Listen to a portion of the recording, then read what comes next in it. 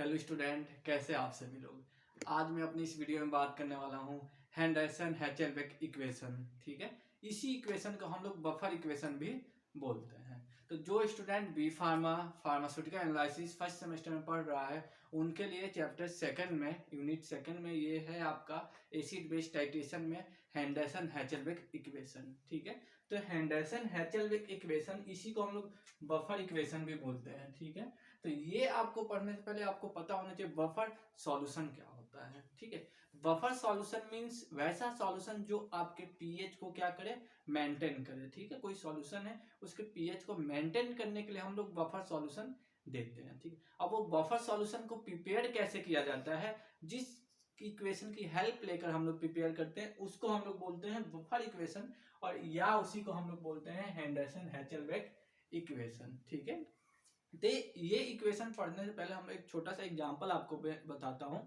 मान लीजिए हमारे पास दो गिलास है। ठीक है, एक गिलास में हमारा शरबत है, एक गिलास में हमारा मिल्क है, दूध है। ठीक है, दोनों को मैं बोलूँ आपको मेजर कर लेने, तो आप इजीली दोनों को आप मेजर कर सकते हैं कि आपका शरबत कितना ml है और दूध कितना ml है। ठीक है, लेकिन जब मैं क्या करूँ, एक दूध को शरबत में थोड़ा सा मिक्स कर दूँ।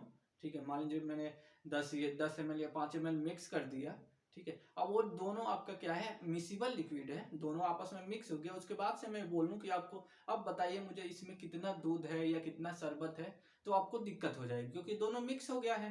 तो आप उसके लिए क्या कीजिएगा, कैसे आप निकालिएगा कितना इसमें दूध डिसोसिएट हुआ है या कितना आपका शरबत डिसोसिएट हुआ है। तो ये निकालने के लिए हम लोग हेंडरसन हैचेलबेक इक्वेशन का यूज हम लोग करते हैं। ठीक है, यानी बफर सॉल्यूशन हम लोग बनाएंगे तो वहां उसका बनाने के लिए भी हम लोग जो इक्वेशन का यूज करते हैं उसी को हम लोग बोलते हैं हेंडरसन हैचेलबेक इक्वेशन। ठीक है, चलिए स्टार्ट करते हैं हम इस वीडियो को।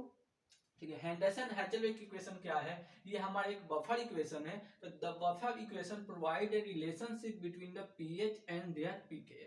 मान लीजिए कोई मेरा एसिड है, उसका पीएच और उसका पीके वैल्यू यानी डिसोसिएट कांस्टेंट जो है उसका, उस दोनों के पीएच और डिसोसिएट कांस्टेंट के दोनों के रिलेशनशिप को आपका बफर इक्वेशन बताता है। ठीक है, तो डिसोसिएट कांस्टेंट क्या होता है। ठीक है, जो हम लोग लॉ ऑफ मास सेक्शन पढ़ेंगे तो वहां हम लोग डिसोसिएट कांस्टेंट निकालते हैं। तो डिसोसिएट कांस्टेंट इक्वल टू होता है rate of dissociate constant equal to होता है हमारा concentration of product divided by concentration of reactant.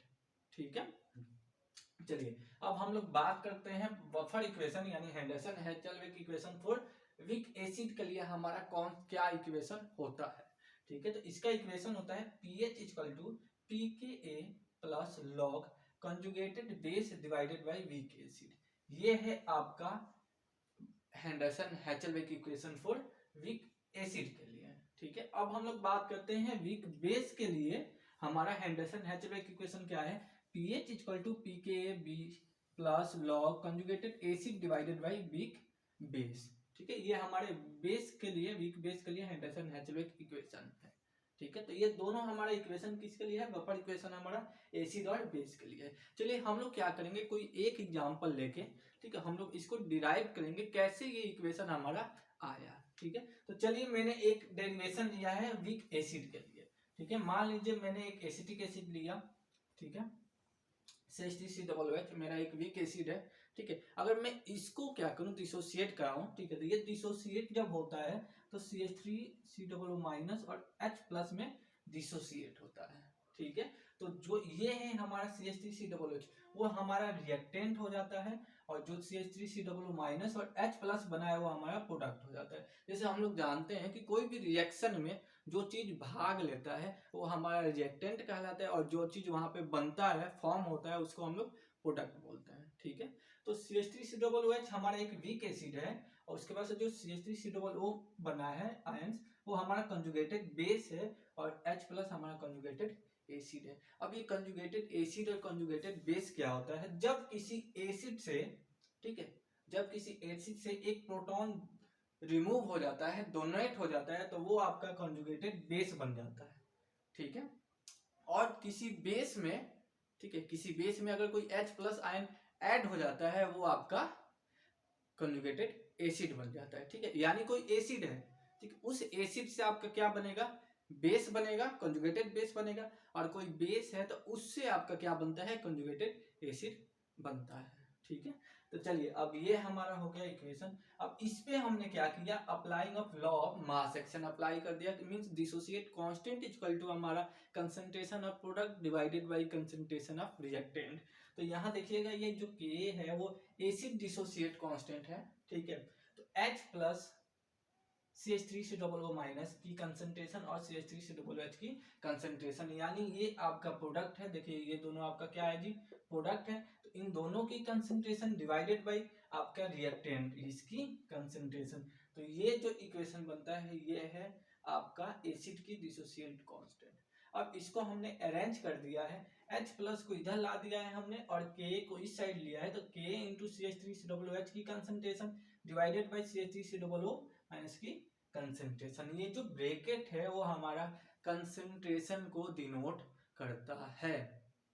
ठीक है, चलिए अब क्या करेंगे, ये हमारा एक इक्वेशन मिल गया।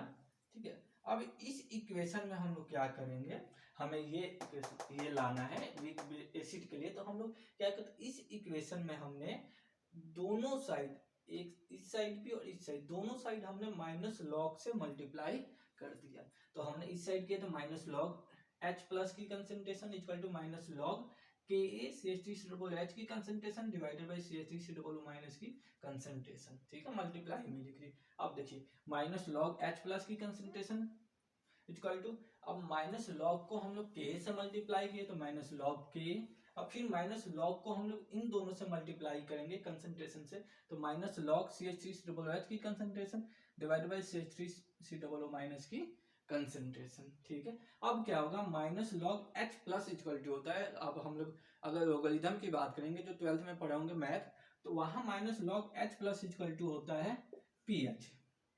ठीक है, और minus log K equal to होता है PKA। ठीक, प्लस अब ये माइनस लॉग CH3 से डबल OH की कंसंट्रेशन CH3 से डबल O माइनस की कंसंट्रेशन। तो यहाँ भी एक हमारी लॉग की प्रॉपर्टी होती है, जब हम लोग लॉग को माइनस से अगर उसका चार्ज हम लोग चेंज करना चाहते हैं, ये माइनस लॉग है तो इसको हम लोग प्लस करना चाहते हैं, तो इसका मल्टीप्लाई में जो चीज है, तो जो नीचे वाला है वो ऊपर चला जाता है और जो ऊपर वाला है वो नीचे चला जाता है। तो देखिए हमने ये माइनस था, तो अगर मैंने इसके चार्ज को चेंज किया, माइनस को प्लस में किया, तो प्लस लॉग लॉग क्या हो जाएगा, CH3 से double OH C double O minus की concentration divided by CH3 C double OH की कंसंट्रेशन। यहाँ पे चेंजेस बस ये हुआ है, जो माइनस था वो पॉजिटिव में हमने चेंज किया है, तो जो ऊपर वाला है वो नीचे चला गया है और नीचे वाला ऊपर आ गया है। ठीक, देखिए अब ये इक्वेशन आया है, तो PH equal to PKA plus log, अब जो CH3 C double O minus है वो क्या है जी हमारा, यहाँ देखिए CH3 C double O minus क्या है हमारा, कंजुगेटेड बेस,